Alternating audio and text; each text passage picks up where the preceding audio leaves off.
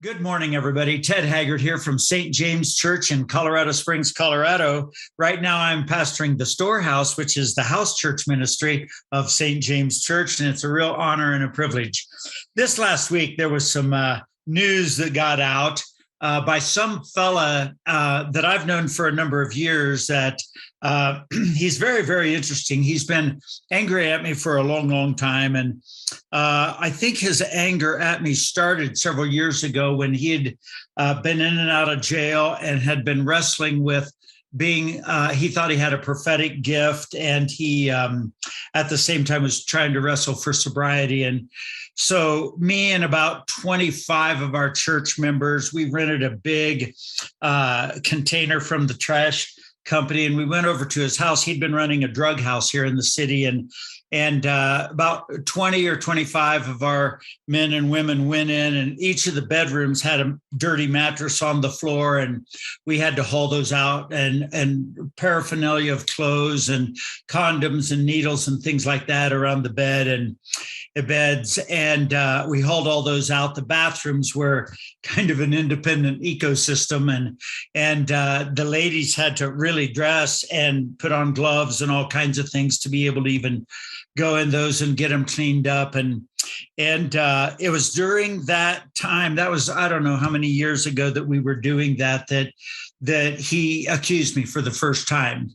And I think he'd never held a job. His ex-wife lived in another state. She didn't want to be near him, and his children despised him. And there was one boy, one of his sons lived with him at the time, and he'd gotten him addicted to drugs as well.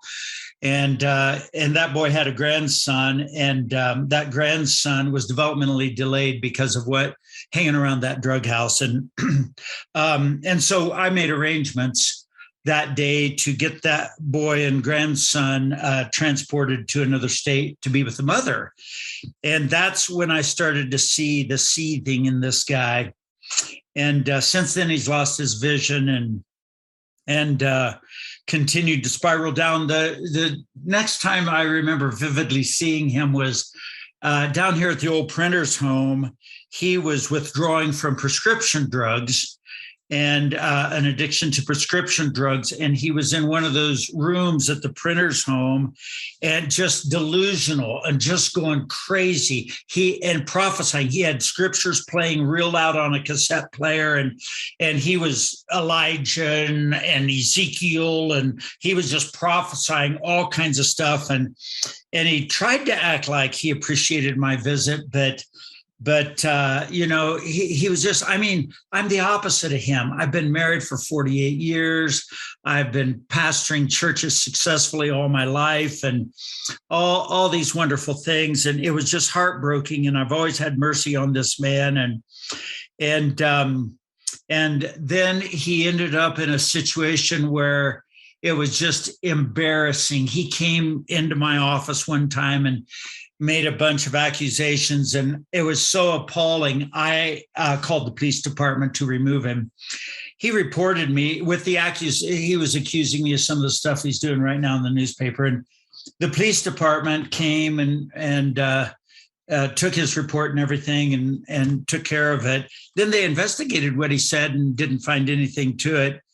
He then complained to the Department of Social Services about it, and they investigated, didn't find anything to it, and nobody would listen to him except the press. And so that says something, because he claims to be a pastor, although there's no respectable church in the city that would have him. And we ordained him years and years ago to try to help him minister in nursing homes. And we paid his way to go through Rhema Bible Training Center. We paid all those bills, and he didn't complete Rhema Bible Training Center. And we ended up, our elders voted unanimously to disordain him, to take his ordination away. That's not mentioned in the paper, but anyway, I want to encourage all of you to have a great deal of mercy on people like this that get into they think they're prophets. And there's always people that'll believe a guy if he says he's a prophet, especially since he's blind now. I think he has a beard now. I haven't seen him in several years, but But anyway, I encourage all of you to have mercy and grace on him. He's going to have an audience. And of course, the secular press loves anything negative about me or anything that builds on something. If you know any members of St. James Church, they've all received a letter from me that explains a lot more. But I just want you to, I've gotten all kinds of emails that are just so wonderful, supportive.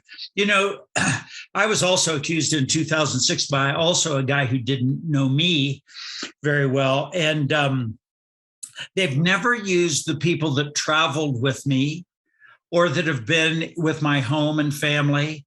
They've never used a spouse or a relative. They've never used any church member in all these accusations. So the newspaper has always used strangers.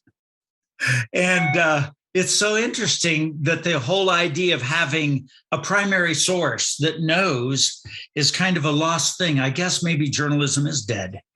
And so anyway, but the people that know me, they just know that these things are ridiculous. I mean, I've ATV'd I loved ATV. I have eight ATVs, and we always go in groups and have loads of fun. And they make accusations about what goes on when I ATV, but they've never interviewed anybody that's ATV'd with me.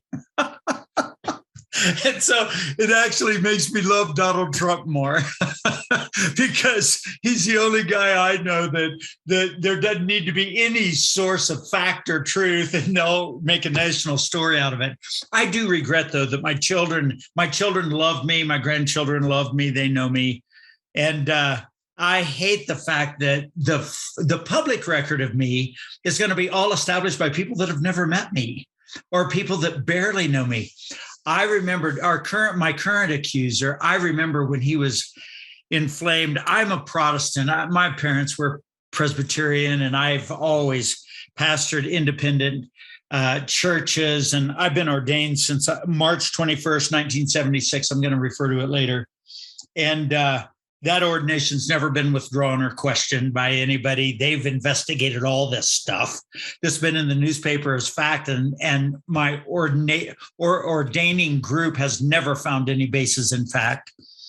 And but I was teaching one Sunday morning, and this guy, it was a jam-packed auditorium over at St. James, and this guy was standing in the back corner. Some guy, another guy in our church had brought him that had mercy on him. And he was standing in the back. And the week before, I had gone to California to do a wedding for a couple that was Catholic.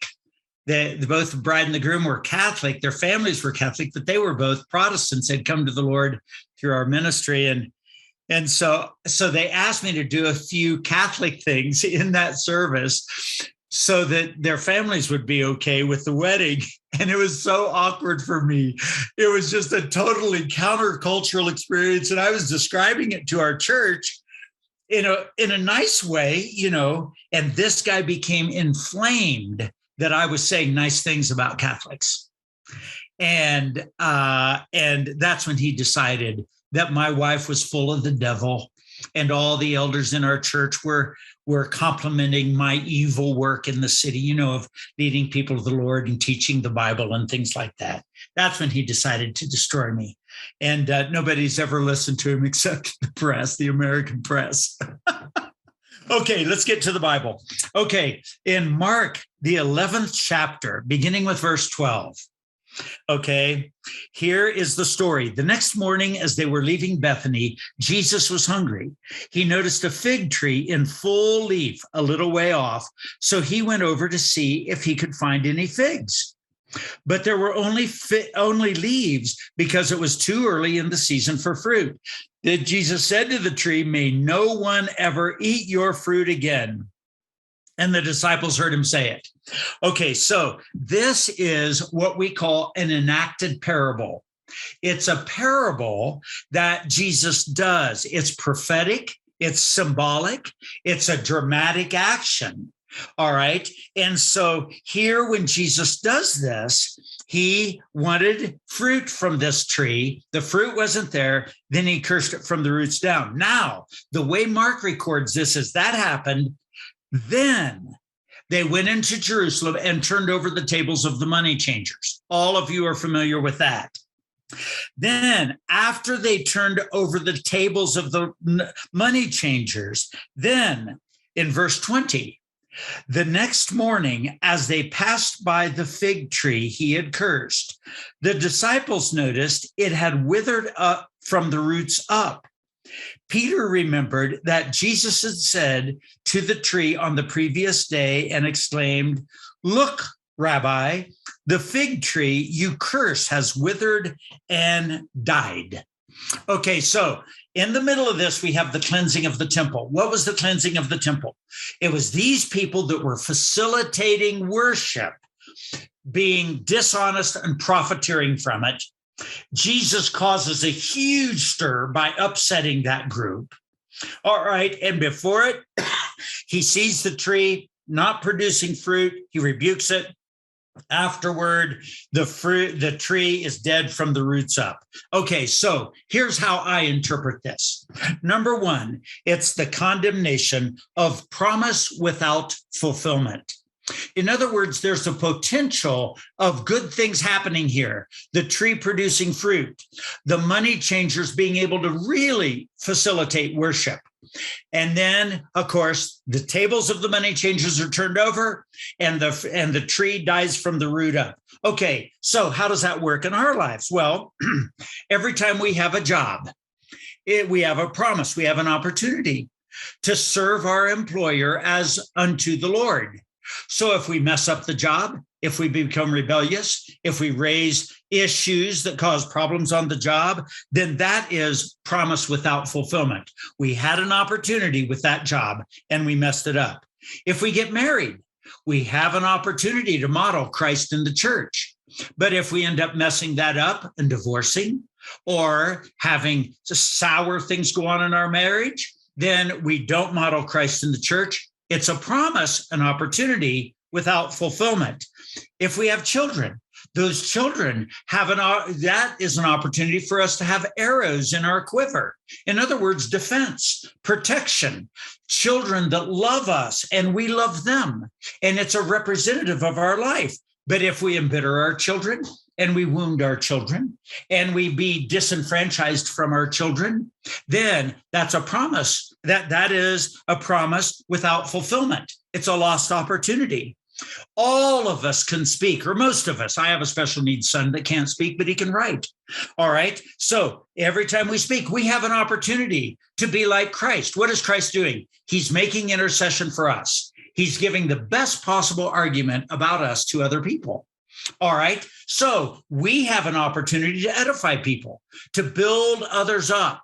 We have an opportunity to strengthen others, to help them fulfill their destiny. We have an opportunity to help them avoid problems. We have all kinds of opportunities with our speech. All right. But if we use our speech to be an accuser or to be judgmental or to be hateful or to encourage people in bitterness or anything like that, then that is a promise without fulfillment. It's a missed opportunity. Every place we go, every building we build, every home we live in, we have an opportunity to be a law-abiding. And in that, the Bible says, obey the laws of the land. But if we're rebellious, high-minded, focused on ourselves, judgmental, we think we know more than everybody else in the legislature and law enforcement and everything else, then that is a promise without fulfillment. It's a lost opportunity. All right. And so we don't provide safety and security in our neighborhoods, but actually we make it a mess. All right. So every one of us have an opportunity with this. All of us have an opportunity in ministry. We have an opportunity. All right. I'll show you a little something here. Okay. So I drive for Lyft. And I give every one of my passengers, and by the way, I sometimes, if I really like them, really feel like, I pray that the Lord will use me to answer the prayers of those who've been prayed, the prayers that have been prayed for the people that ride in my car. So my Lyft thing is it's the best interpersonal ministry I've had since I was in high school. When I was in high school, I led half of my high school class to the Lord. Our church had more high school students in it than adults. Okay. And the pastor encouraged me to baptize a lot of them. And it was just fabulous. It was wonderful. All right. What went on there? I see everything as an opportunity. All right. So I drive for Lyft. So I give all of my passengers one of these. All right. These are ancient sayings from around the world. Okay. And ancient sayings around the world. And I say, well, okay. So this is an explanation of them and they're ancient sayings. Do you know what these are? They don't have verses on them. They don't have chapters on them. They don't have any biblical order to them, but they are all proverbs. Because when Solomon accumulated the proverbs, he got them from all over the world. All right. So we all have opportunity for ministry. I've been in ministry. I was ordained on March 21st, 1976. That's older than a lot of you.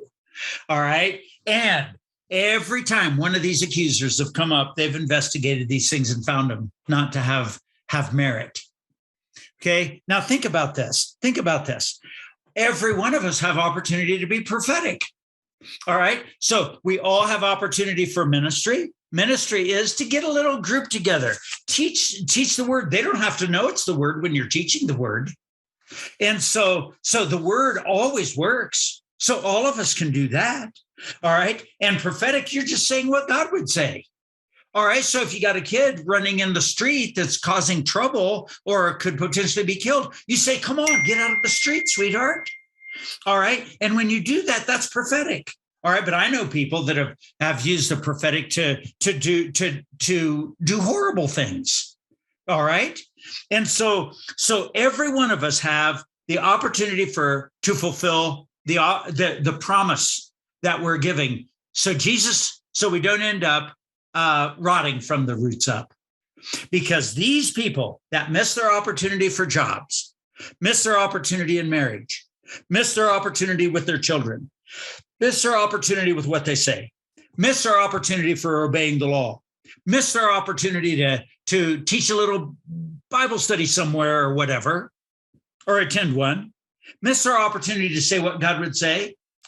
These people will often present themselves as religious, okay, or whatever, but they often present themselves as the people selling goods to people that have come to the temple to worship.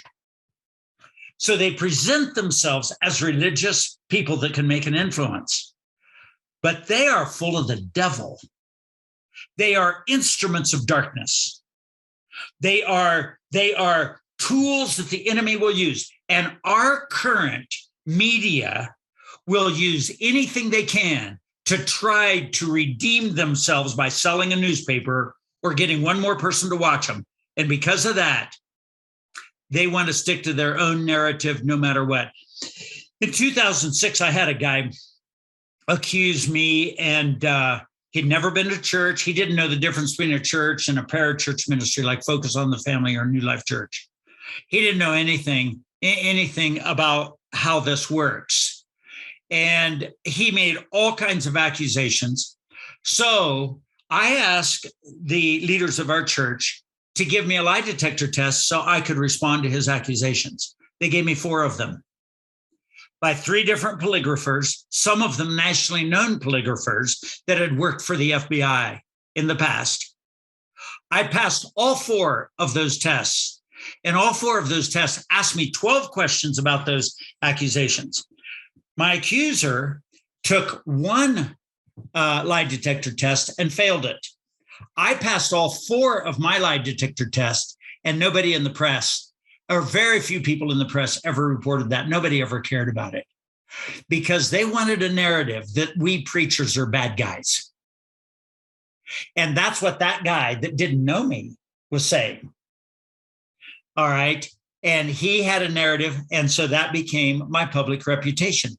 Now, this guy who's never traveled with me, he's lost his marriage. He's lost his children. I've had to fund, St. James Church has had to fund his children. His son was starving to death at one point. And we sent him over $700 twice. because his father wouldn't have anything to do with him. And all he needed was some food. Okay, so anyway, I know we're going long here, but I think this is important for you to hear how this promise without fulfillment is a big deal. And talk to people's kids. Talk to the thing. And then the second point here is that this whole story about the fig tree is a condemnation of profession without practice. Okay, I have this ATV thing. This guy is saying that I use ATVing for nefarious purposes, which is so absurd. I've had 10 people tell me in the past few weeks how ATVing has helped their marriage, the discussions, helped their personal life, helped them relate to their parents in a healthy way, helped parents relate to their children in a healthy way. And it's because we ride ATVs for the times in between when we're resting and we talk. I see that as an opportunity. See, it's a promise with fulfillment. So, and in my car, I lead people to the Lord, pray with them about all types of things. I prayed with a lady the other day. I picked her up at the doctor's office, took her home, and prayed with her on the way home about the things the doctor had just said. Okay, so I've got a 5-star rating, a perfect rating, with people saying wonderful things about me. So I'm a premier driver for Lyft. All right. And I've never had anybody that's traveled with me complain about it. I've never had anybody on a board or an elder board complain about it. I've only had this one man, and that man back there that didn't know me complain about it because they hated what I do. And they're the ones that are establishing the public record because of the way our press is. So I'm going to keep doing exactly what I do. Jesus is my Lord. I'm going to continue being married to my wife of 43 years. We love each other deeply. That proves there are miracles that she loves me. All right. And my kids love me. I love them. We have a warm relationship, and that's going to continue. And I'm going to continue teaching the Bible, no matter where it is, no matter how big or small the group is. I'm going to continue loving people in the church. I will never, ever, ever let these demonically inspired rumors and words determine what I do with my life. All right. Okay. Let me emphasize, I'm not perfect. I have sinned and fallen short of the glory of God. And I have made mistakes, and I so appreciate the blood of Jesus. Let me assure you, Jesus died on the cross for a reason. I'm it. Okay, everybody. Hey, love you. That's more than enough for today. You have a great day. God bless you.